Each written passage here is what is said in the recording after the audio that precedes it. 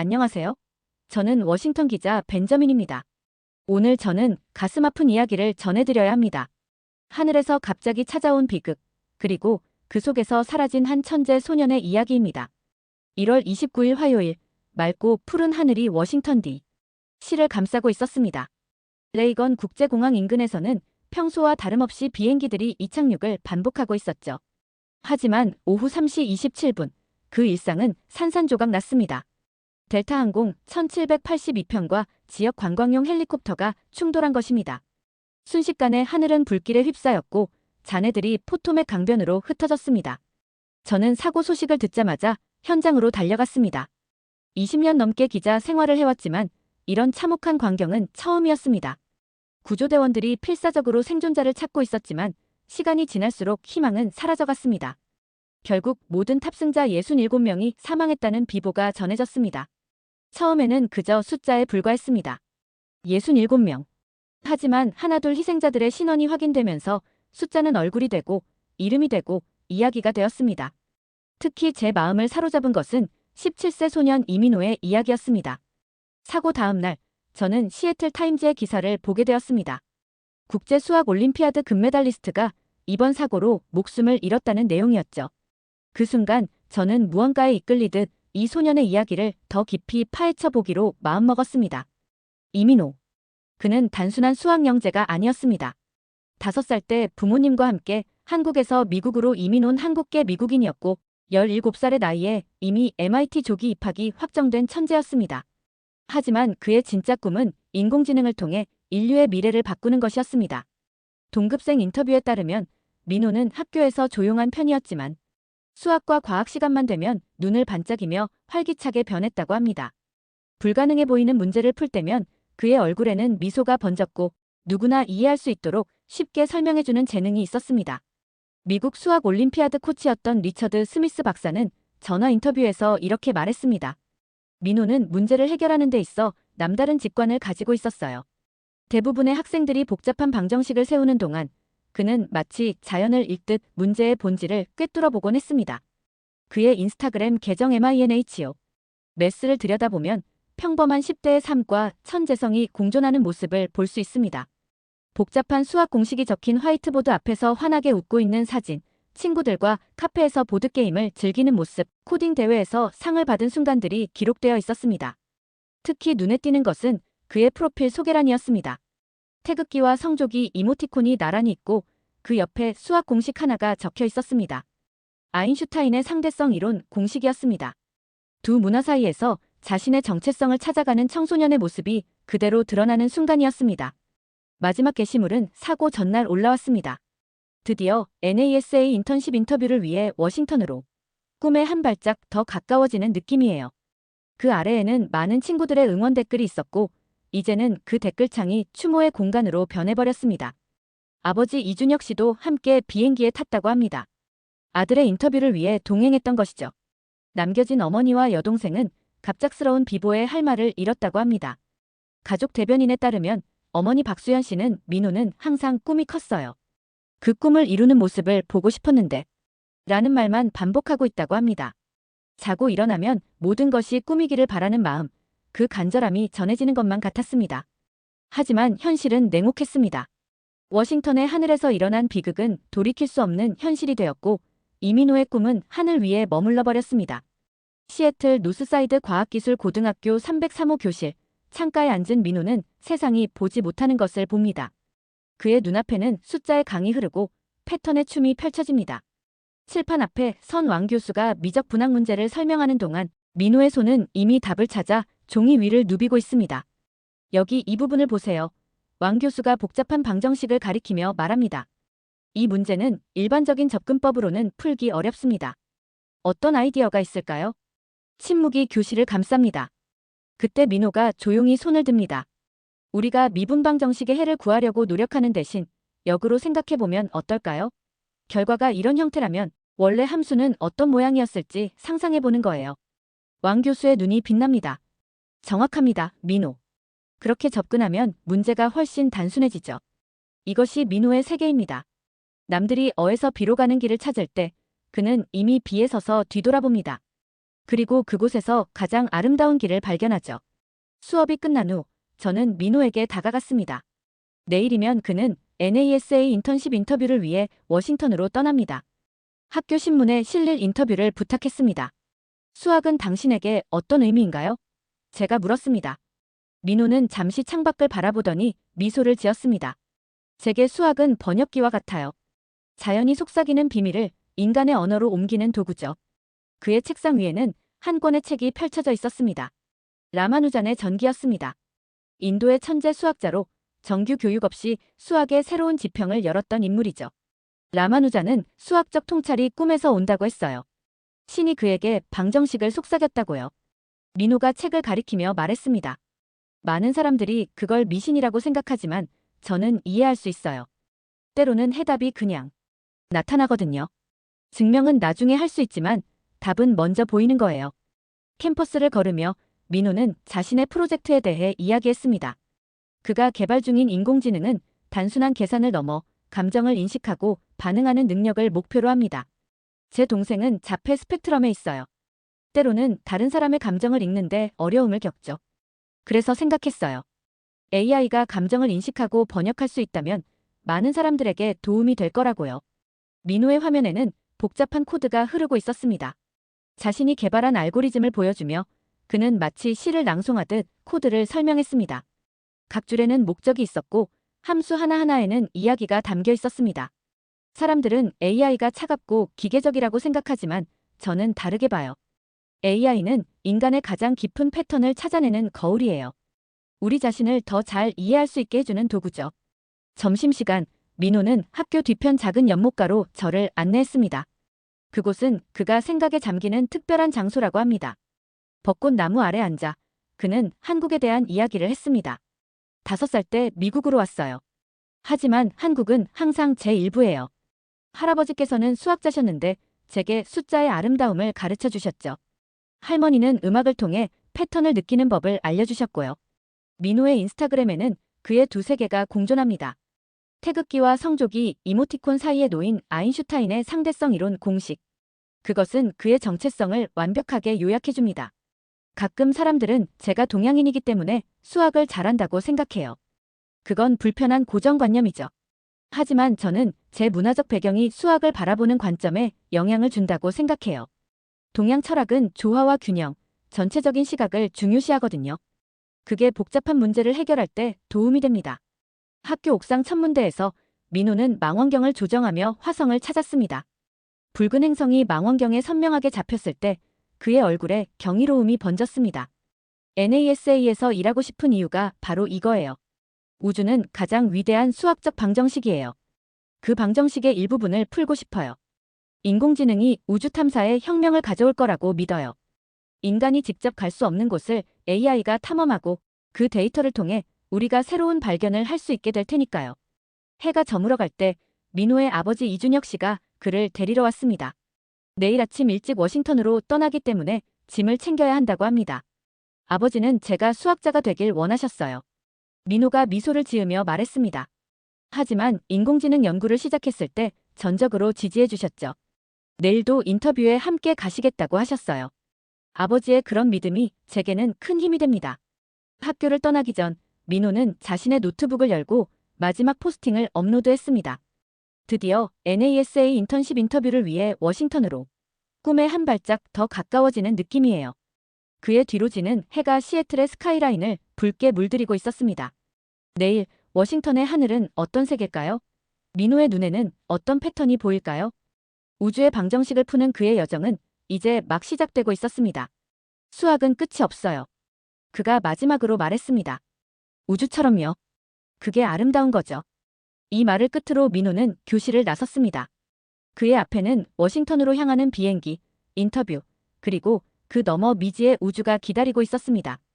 1월 29일 화요일 아침, 시애틀 마이너스 타코마 국제공항. 여명이 막 동쪽 하늘을 물들이기 시작할 무렵, 이민호와 그의 아버지 이준혁 씨는 수화물 카운터 앞에 서 있었습니다. 민호의 얼굴에는 흥분과 긴장이 교차합니다. 오늘은 그의 인생을 바꿀지도 모르는 날이니까요. 아들, 너무 긴장하지 마. 이준혁 씨가 민호의 어깨를 두드리며 말합니다. 너는 이미 충분히 준비되어 있어. 민호는 고개를 끄덕이지만 손가락으로는 계속 노트북 가방의 끈을 만지작거립니다. 가방 안에는 그가 3년간 개발해온 인공지능 프로젝트가 담겨 있습니다. NASA의 우주 탐사 미션을 위한 자율학습 시스템. 그가 이름 붙인 프로젝트 스텔라이스 TLLA. 그냥 이 기회가 너무 중요해서요. 민호가 깊은 숨을 들이마시며 말합니다. 제가 개발한 AI가 실제로 우주 탐사에 쓰일 수 있다고 생각하면 가슴이 두근거려요. 보딩 시간이 다가오자 그들은 보안 검색대를 통과했습니다.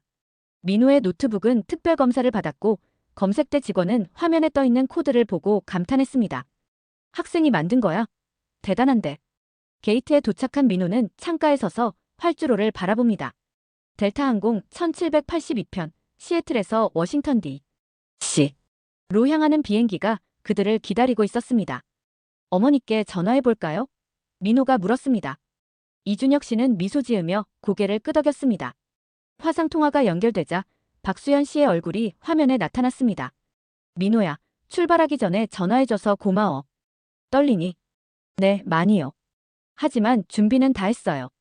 프레젠테이션도 어제 다시 점검했고 질문들도 예상해봤어요. 그래, 넌 할 수 있어. 박수연 씨의 눈가에 자랑스러움이 어렸습니다. 아, 여동생이 너에게 행운의 부적을 보냈다는 걸 잊지 마. 가방 안 작은 주머니에 넣어뒀어. 민호는 가방을 열어 안을 살폈습니다. 작은 천주머니가 보였고 그 안에는 종이가 접혀 있었습니다. 펼쳐보니 동생 소영이가 그린 그림이었습니다. 우주 배경에 민호가 우주복을 입고 서 있는 모습, 그 위로 하늘에는 별자리 대신 수학 공식들이 빛나고 있었습니다. 소영이에게 고맙다고 전해줘요. 이거 제 인터뷰실에 붙여둘게요. 통화를 마친 후 보딩 안내방송이 흘러나왔습니다. 이제 곧 비행기에 탑승할 시간이었습니다. 기내에 자리를 잡은 민호는 창밖을 바라봅니다. 비행기가 이륙을 준비하며 활주로로 향하는 동안 그는 노트북을 꺼내 마지막으로 프레젠테이션을 점검했습니다. 프로젝트 스텔라의 핵심은 예측 불가능한 환경에서 스스로 학습하고 적응하는 AI 시스템이었습니다. 특히 화성과 같은 먼 행성에서 통신 지연이 있을 때도 탐사 로버가 자율적으로 결정을 내릴 수 있게 하는 알고리즘이 그 중심에 있었죠. 민호가 주로 활용한 것은 베이지안 네트워크와 강화학습을 결합한 하이브리드 시스템이었습니다. 그는 이 시스템을 설계할 때 벌의 집단 행동과 개미의 페로몬 경로 구축에서 영감을 받았습니다. 자연은 언제나 그의 최고의 스승이었으니까요. 비행기가 이륙하자 민호는 이어폰을 꽂고 바흐의 골드베르크 변주곡을 틀었습니다. 복잡한 수학적 패턴이 담긴 이 음악은 그에게 항상 영감을 주었습니다. 1시간쯤 지났을까 기내식이 서빙되기 시작했습니다. 이준혁 씨는 눈을 감고 쉬고 있었지만 민호는 너무 흥분해서 잠을 이룰 수 없었습니다. 대신 창밖의 구름을 바라보며 그 패턴을 분석했습니다. 층층이 쌓인 저군, 그 사이로 비치는 햇살, 이 모든 것이 그의 눈에는 방정식으로 보였습니다. 갑자기 그의 옆자리에 앉은 노인이 말을 걸었습니다. 꽤 복잡한 코드를 작성하고 있군요, 젊은이. 민호는 화면에서 시선을 떼고 노인을 바라보았습니다. 흰 머리의 나이는 70대 중반쯤 돼 보이는 남성이었습니다. 네, AI 프로젝트예요. 제가 NASA 인턴십 인터뷰를 위해 워싱턴으로 가는 중이거든요. 노인의 눈이 반짝였습니다. 우주 탐사를 위한 AI라. 흥미롭군요. 제 이름은 로버트 콜린스입니다. 우연히도 저는 NASA에서 30년간 일했죠. 민호는 놀라움을 감추지 못했습니다. 정말요? 어떤 분야에서 일하셨어요? 제트추진연구소 JPL에서 로봇 시스템을 개발했습니다. 호기시모와 퍼서비어런스 같은 화성 탐사선 프로젝트에 참여했죠. 민호의 눈이 커졌습니다. 그것은 그가 꿈꾸던 바로 그 분야였습니다. 비행기에서 이런 우연한 만남이라니 운명처럼 느껴졌습니다. 선생님, 제 프로젝트에 대해 조언을 해주실 수 있을까요? 콜린스 박사는 미소를 지으며 고개를 끄덕였습니다. 그들은 남은 비행 시간 동안 열띤 대화를 나눴습니다. 콜린스 박사는 민호의 아이디어에 깊은 인상을 받았고 몇 가지 실질적인 조언을 해주었습니다. 특히 그는 우주 환경에서의 보건력 리질리언스과 고장 대응 메커니즘의 중요성을 강조했습니다. 워싱턴 D.C.가 가까워지자 콜린스 박사는 명함을 건넸습니다. 인터뷰가 끝나면 연락 주게. 자네의 미래가 궁금하군. 그리고 이건 내 개인적인 조언일세. NASA는 기술적 전문성도 중요하지만 열정과 비전을 가진 사람을 더 높이 평가한다네. 자신의 꿈을 자신 있게 말하게. 비행기가 레이건 국제공항에 착륙하기 시작했습니다. 활주로가 가까워지면서 민호의 가슴은 더욱 빠르게 뛰었습니다. 워싱턴 D.C.의 하늘은 맑고 푸르렀고 그 아래로 미국의 수도가 펼쳐져 있었습니다. 그의 꿈을 이룰 수 있는 도시, 그가 별을 향한 첫 발을 내디딜 도시. 델타항공 1782편이 레이건 국제공항 상공에 진입했을 때 민호는 창밖으로 워싱턴 DC의 랜드마크들을 바라보고 있었습니다. 하얀 국회의사당 돔, 길게 뻗은 내셔널몰, 그리고 저 멀리 보이는 워싱턴 기념탑. 미국의 심장부가 그의 눈앞에 펼쳐졌습니다. 이제 곧 도착합니다. 기장의 목소리가 기내에 울려 퍼졌습니다. 현재 워싱턴 DC 시간으로 오후 3시 15분. 날씨는 맑고 기온은 7도입니다. 승무원들은 착륙 준비를 해주시기 바랍니다. 민호는 노트북을 가방에 넣고 안전벨트를 확인했습니다. 이준혁 씨는 창밖을 바라보며 미소 지었습니다. 내일이면 우리 아들이 NASA 인터뷰를 보는군. 믿어지지 않는데. 아버지, 아직 합격한 것도 아니에요. 민호가 겸손하게 말했습니다. 합격할 거야. 이준혁 씨가 확신에 찬 목소리로 말했습니다. 널 믿는다. 민호는 아버지를 바라보며 웃었습니다. 어렸을 때부터 아버지는 항상 그의 꿈을 지지해 주었습니다. 한국에서 미국으로 이민 오는 결정도 아들에게 더 넓은 기회를 주기 위함이었죠. 비행기가 고도를 낮추며 활주로를 향해 선회하는 순간 민호는 창밖을 바라봤습니다. 맑은 하늘, 도시의 풍경, 그리고 멀리 보이는 포토맥 강. 모든 것이 그의 눈에 새롭게 다가왔습니다. 인터뷰 프레젠테이션 준비는 다 끝냈니? 이준혁 씨가 물었습니다. 네, 어젯밤 마지막으로 점검했어요. 민호가 대답했습니다. 스텔라 프로젝트가 NASA에서 관심을 가질 만한 부분들을 강조했고요. 그때였습니다. 갑작스러운 기류 변화로 비행기가 흔들렸습니다. 처음에는 일반적인 난기류라고 생각했습니다. 하지만 곧 비행기가 비정상적으로 기울기 시작했습니다.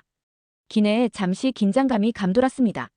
승무원들이 서로 긴박하게 이야기를 나누는 모습이 보였고 곧 기장의 목소리가 들렸습니다. 승객 여러분, 관제탑과 통신 중 약간의 문제가 발생했습니다. 우려하실 필요는 없지만 안전을 위해 좌석에 앉아 안전벨트를 꽉 매주시기 바랍니다. 민호는 아버지를 바라봤습니다. 이준혁 씨는 침착하게 웃으며 아들의 손을 잡았습니다. 괜찮을 거야. 착륙할 때 종종 있는 일이야. 그러나 비행기의 상태는 점점 더 이상해졌습니다. 기체가 다시 급격히 흔들렸고 창밖으로 보이는 하늘의 각도가 점점 가팔라졌습니다. 승객들 사이에서 불안한 웅성거림이 일기 시작했습니다. 그때 민호는 창밖으로 무언가를 보았습니다. 작은 헬리콥터가 비행기의 진로에 너무 가깝게 날고 있었습니다. 그 순간 그는 위험을 직감했습니다. 아버지, 저기 헬리콥터가. 민호가 말을 시작하는 순간이었습니다. 갑작스러운 충격이 비행기 전체를 흔들었습니다. 천장에서 산소 마스크가 떨어지고 기내는 순식간에 혼란으로 가득 찼습니다. 비명소리, 기도소리, 그리고 당황한 승무원들의 외침이 뒤섞였습니다. 이준혁 씨는 재빨리 아들에게 산소 마스크를 씌워주었습니다. 마스크를 쓴 민호는 창밖을 바라봤고 비행기 날개 일부가 손상된 것을 볼 수 있었습니다. 모든 일이 너무 빠르게 일어났습니다. 비행기가 급격히 고도를 잃기 시작했고 갑작스러운 기압 변화로 귀가 아팠습니다. 민호는 아버지의 손을 꽉 잡았습니다. 이준혁 씨의 눈에는 두려움이 있었지만 그는 여전히 아들에게 안심시키는 미소를 지으려 했습니다. 사랑해, 아들아. 이준혁 씨의 목소리가 마스크 너머로 들렸습니다. 비행기가 급격히 하강하는 동안 민호의 머릿속에는 가족과의 추억들이 스쳐 지나갔습니다. 어머니와 함께 만든 첫 번째 로봇, 동생 소영이에게 수학을 가르쳐준 시간들, 가족과 함께한 마지막 추석, 그리고 어젯밤 올린 인스타그램 게시물. 그의 마음은 이상하게도 고요했습니다. 공포 대신 그는 어머니와 동생을 다시 보지 못할 것이라는 깊은 슬픔을 느꼈습니다. 그들에게 더 자주 사랑한다고 말할걸. 이 생각이 그의 마음을 가득 채웠습니다. 노트북 가방을 꽉 붙잡은 민호는 문득 NASA 인터뷰를 생각했습니다. 그 인터뷰장에 서 있는 자신의 모습을 그려보았습니다. 스텔라 프로젝트를 설명하고 우주에 대한 꿈을 나누는 모습. 이제는 이루어지지 않을 꿈이었습니다. 물체가 지면으로 떨어지는 속도에 관한 물리 공식이 그의 머릿속을 스쳤습니다. 과학자로서의 마지막 생각이었을까요? 그 공식을 사용해 얼마나 시간이 남았는지 계산할 수 있을 텐데, 하지만 지금은 그런 계산이 의미 없었습니다. 대신 민호는 눈을 감고 평온함을 찾으려 했습니다. 아버지의 손을 꽉 잡은 채 그는 마음속으로 어머니와 동생에게 작별 인사를 했습니다. 사랑해요, 엄마. 사랑해, 소영아. 비행기가 포토맥 강으로 급강하하는 마지막 순간 민호가 느낀 것은 두려움이 아니라 깊은 아쉬움이었습니다. 꿈을 이루지 못한 아쉬움, 가족과 더 많은 시간을 보내지 못한 아쉬움, 그리고 세상에 자신의 지식을 더 나누지 못한 아쉬움. 오후 3시 27분, 델타항공 1782편은 포토맥 강변에 추락했습니다. 이민호의 짧지만 빛나는 여정은 그렇게 끝이 났습니다. 사고 소식은 번개처럼 빠르게 퍼졌습니다. 델타항공 1782편 여객기와 관광용 헬리콥터의 충돌, 포토맥 강변의 검은 연기, 구조대의 사이렌 소리. 워싱턴 DC는 충격에 빠졌고 뉴스 속보는 전 세계로 전해졌습니다. 제가 현장에 도착했을 때는 이미 늦은 저녁이었습니다. 포토맥 강변은 구조요원, 경찰, 연방수사관들로 가득했고 수색 작업이 한창이었습니다. 하지만 모두의 얼굴에서 희망보다는 체념이 읽혔습니다. 생존자를 찾기 위한 작업이 아닌 유해 수습을 위한 작업이었습니다. 시애틀에서는 박수현 씨가 텔레비전 뉴스를 통해 비행기 사고 소식을 접했습니다. 처음에는 단순히 또 하나의 사고 뉴스라고 생각했습니다. 그러나 비행기 번호를 확인한 순간 그녀의 세상은 무너져 내렸습니다. 남편과 아들이 탄 비행기였습니다. 박수현 씨는 12살 딸 소영이와 함께 남겨졌습니다. 소영이는 어머니가 갑자기 비명을 지르고 바닥에 주저앉는 모습을 보고 혼란스러워했습니다. 아직 어린 소영이는 가족에게 무슨 일이 일어났는지 완전히 이해하지 못했습니다. 사고 다음 날 아침, 제가 사고 현장을 취재하고 있을 때 희생자 명단이 발표되기 시작했습니다. 그 중에서도 특별히 눈에 띈 이름이 있었습니다. 이민호, 17세, 국제수학올림피아드 금메달리스트, MIT 조기 입학생. 그리고 그의 아버지 이준혁, 45세, 시애틀 소프트웨어 엔지니어. 이 두 사람의 이름 뒤에는 단순한 숫자가 아닌 꿈과 가능성, 그리고 사랑의 이야기가 있었습니다. 저는 그 이야기를 전하기로 결심했습니다. 시애틀로 돌아온 저는 노스사이드 과학기술고등학교를 찾았습니다. 학교는 깊은 슬픔에 잠겨 있었습니다. 교문 앞에는 민호의 사진과 함께 꽃, 편지, 수학 교과서들이 놓여 있었습니다. 학생들과 교사들이 모여 추모식을 준비하고 있었습니다. 학교 컴퓨터실에서 민호의 친구 에단을 만났습니다. 그는 민호의 컴퓨터 앞에 앉아 있었습니다. 눈가에 맺힌 눈물을 참으며 에단은 민호의 인공지능 프로젝트 파일들을 정리하고 있었습니다. 민호는 항상 자기 코드가 언젠가 우주 탐사에 쓰일 거라고 말했어요. 그런데 이제 에단의 목소리가 흔들렸습니다. 저는 그의 코드를 보존하려고 해요. 아직 완성되지 않은 프로젝트지만 그의 아이디어는 정말 혁신적이었거든요. 민호의 인스타그램 계정은 이제 디지털 추모관이 되었습니다. 그의 마지막 게시물에는 수천 개의 댓글이 달렸고 팔로워 수는 사고 전보다 20배 이상 늘어났습니다.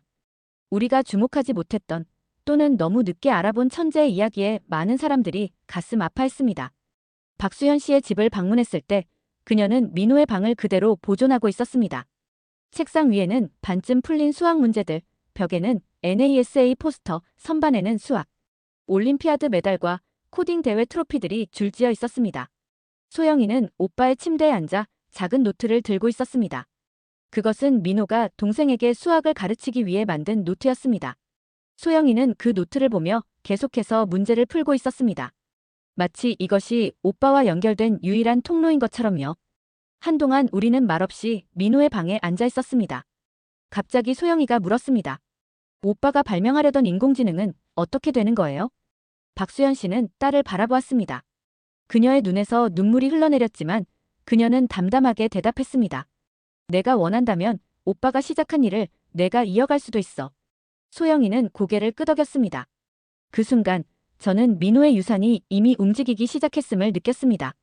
그것은 단순한 코드나 수학 공식이 아니라 꿈을 향한 열정이었습니다. 사고 일주일 후 NASA는 특별한 성명을 발표했습니다. 이민호의 인턴십 지원서와 프로젝트 개요를 검토한 결과 그의 인공지능 알고리즘이 놀라운 가능성을 보여주었다는 내용이었습니다. NASA는 그의 이름을 딴 장학금 프로그램을 신설하기로 결정했습니다. 이민호 메모리얼 AI 이니셔티브, 미래 우주 탐사를 위한 인공지능 개발에 초점을 맞춘 프로그램이었습니다. 콜린스 박사 민호가 비행기에서 만났던 그 노과학자는 이 프로그램의 자문위원이 되었습니다. 그는 기자회견에서 이렇게 말했습니다. 짧은 대화였지만 이민호에게서 본 것은 단순한 지능이 아니라 우주를 향한 순수한 호기심과 열정이었습니다. 그런 정신은 사라지지 않습니다.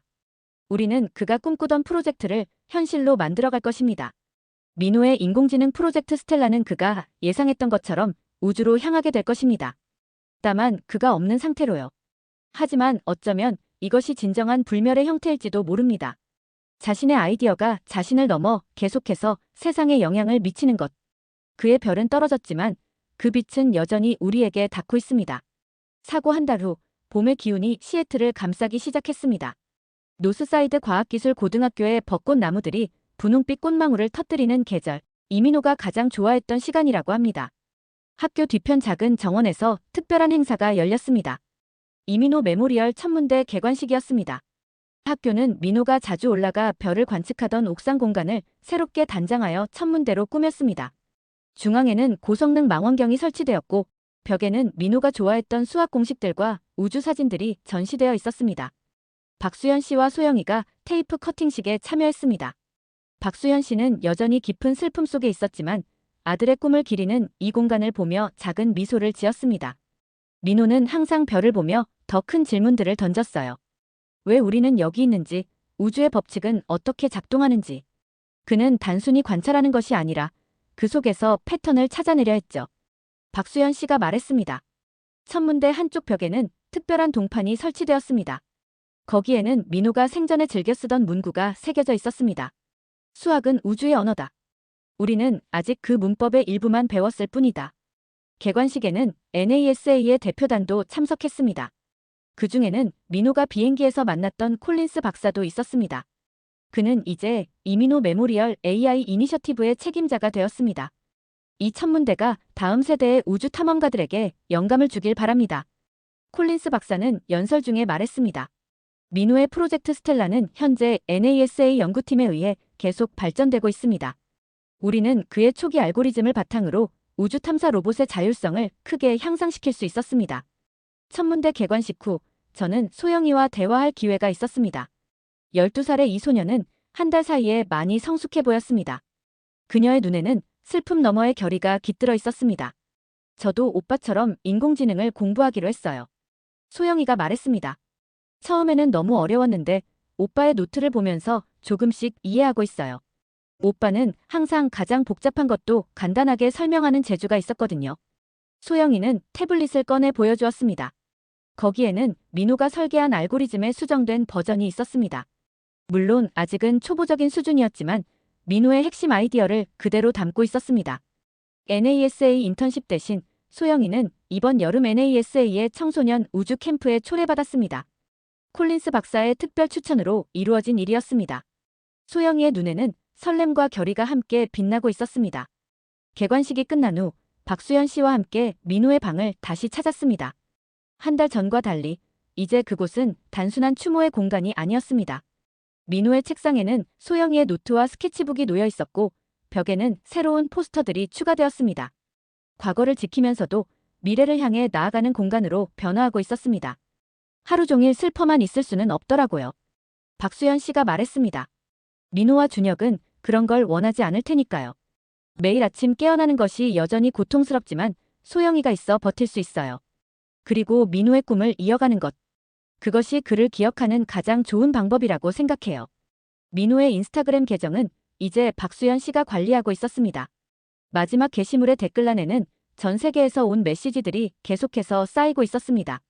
그 중에는 민호의 이야기에 영감을 받아 과학과 수학을 공부하기 시작했다는 청소년들의 이야기도 많았습니다. 이민호의 이름을 딴 장학금도 설립되었습니다.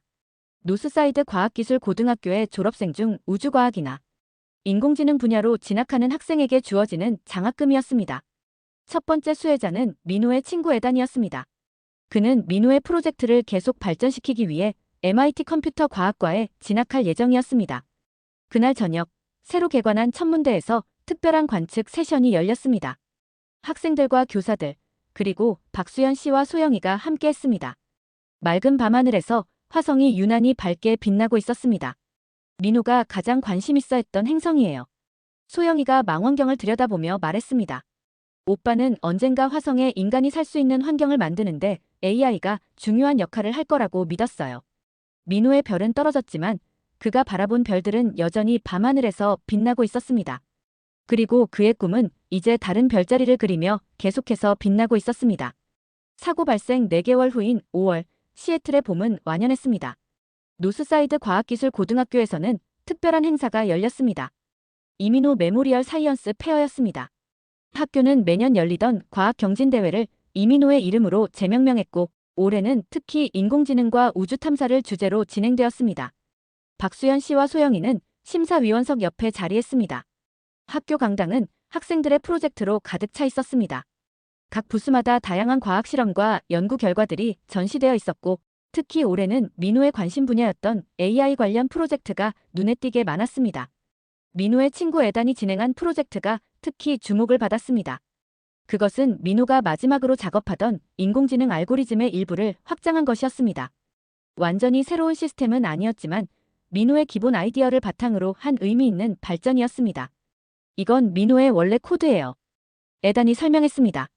그가 제일 관심 있어 했던 건 AI가 불확실한 환경에서 어떻게 적응하는가였어요.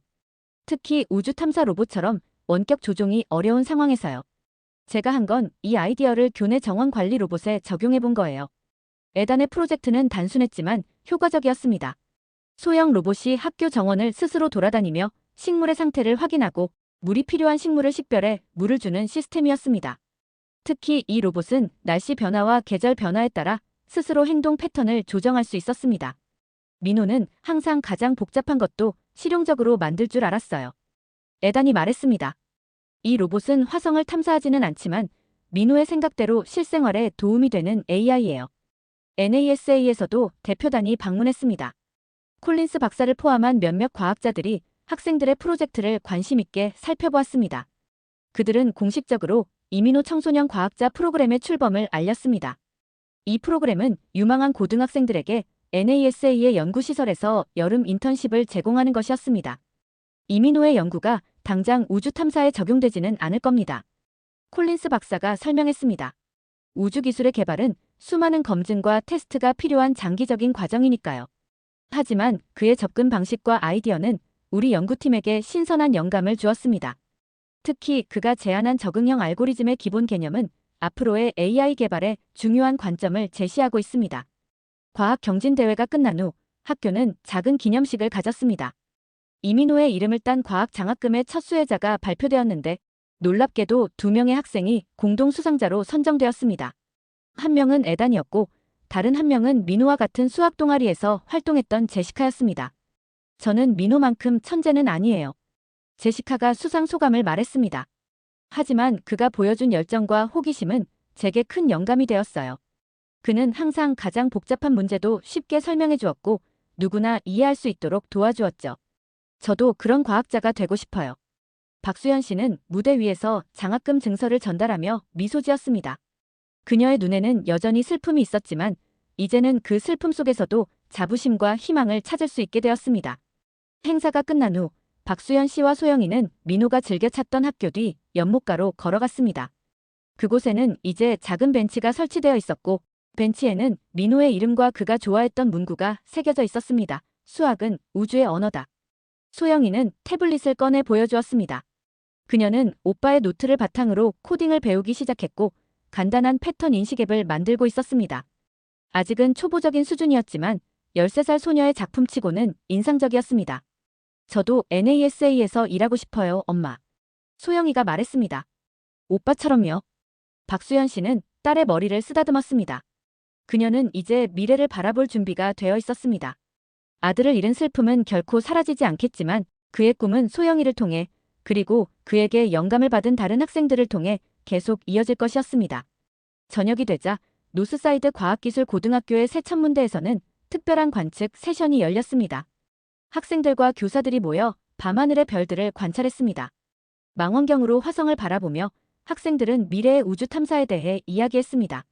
민호의 자리는 비어 있었지만 그의 영향력은 그곳에 모인 모든 사람들 사이에서 살아 숨쉬고 있었습니다. 작은 불꽃이 때로는 큰 별보다 더 많은 불을 지피는 법입니다. 이민호의 짧은 삶은 그런 불꽃이었습니다. 5월의 마지막 주, 워싱턴 DC 포토맥 강변에는 벚꽃이 흩날리고 있었습니다. 사고 발생 4개월 후 시간은 흘러갔지만 상처는 여전히 선명했습니다. 강변에는 작은 추모비가 세워졌습니다. 델타항공 1782편과 헬리콥터 충돌 사고로 목숨을 잃은 67명을 기리는 공간이었습니다.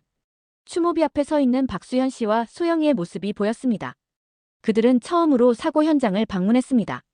이 여행은 쉬운 결정이 아니었지만 그들에게 필요한 과정이었습니다. 마침내 남편과 아들이 떠난 곳을 직접 보고 작별 인사를 하기 위한 여정이었습니다. 소영이는 꽃다발을 내려놓았습니다. 흰 백합과 파란 안개꽃, 민호가 좋아했던 색의 조합이었습니다. 그 옆에 민호의 수학노트 한 페이지를 접어 만든 종이약도 함께 놓았습니다. 이곳에 온 것은 그들만이 아니었습니다. 사고로 희생된 다른 가족들도 함께했고 NASA의 콜린스 박사와 민호의 친구 에단도 이 자리에 함께했습니다. 작은 위로의 공동체가 형성된 것입니다. 추모식은 간결하면서도 의미 있게 진행되었습니다. 각 가족들이 돌아가며 짧은 추모의 말을 전했고 박수현 씨도 단상에 올랐습니다. 민호는 항상 궁금해했습니다. 우리가 왜 여기 있는지, 우주는 어떻게 작동하는지, 별들은 무엇으로 이루어졌는지. 그는 답을 찾기 위해 끊임없이 질문했습니다. 이제 그는 더 이상 여기 없지만 그의 질문들은 여전히 남아있습니다. 그리고 그 질문들은 다른 이들에게 영감을 주고 있습니다. 추모식이 끝난 후 NASA 본부로 향했습니다. 콜린스 박사의 초청으로 특별한 만남이 마련된 것입니다. 그곳에서 박수현 씨와 소영이는 청소년 과학자 프로그램에 참여할 학생들을 만났습니다. 15명의 고등학생들, 모두 민호의 이야기에 영감을 받은 젊은 과학도들이었습니다. 여러분이 이민호의 책임이 아닙니다. 박수현 씨가 학생들에게 말했습니다. 그저 자신의 호기심을 따라가세요.